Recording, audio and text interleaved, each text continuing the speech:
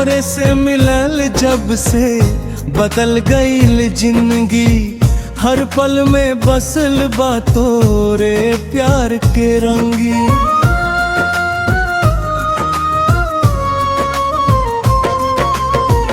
अखिया में सपना बा, दिल में अरमान, तोरे बिना सुना लगे सारा जहां।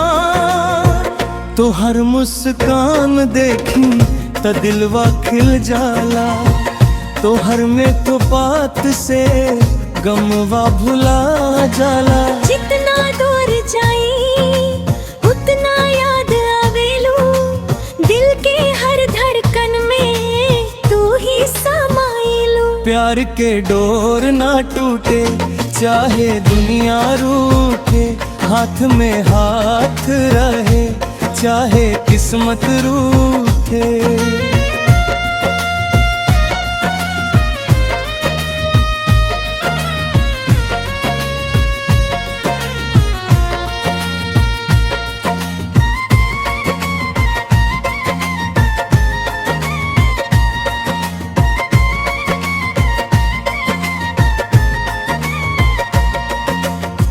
तू साथ रही हा त हर गम आसान होई, तोरे बिना ई दिल कबो ना खुश होई।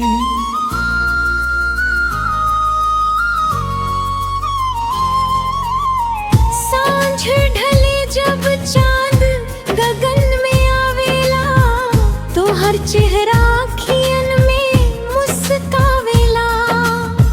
हवा चले तो हर खुशबू ले आवे, मनवा तोहरे नाम के गीत सुनावे। तोहरे खातिर दिलवा सजवले बनी, सपना में तोहरे के बसवले बनी। राह कठिन होखे कदम ना रुकाई, तोरे संग जीवन के डगरिया सजाई। कब हो रूठे हाथा प्यार से मनाइब, आँख में आंसू आई ता हसाइब। दुनिया चाहे हमसे दूर कर दे, दिल के रिश्ता के कबो ना कमजोर कर दे।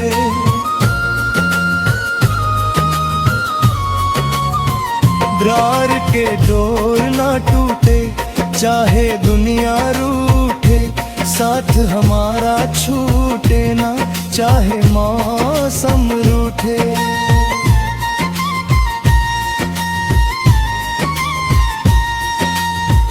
दिल से दिल के रिश्ता यूं ही बनल रहे, हर जन्म में प्यार के दीप जल रहे।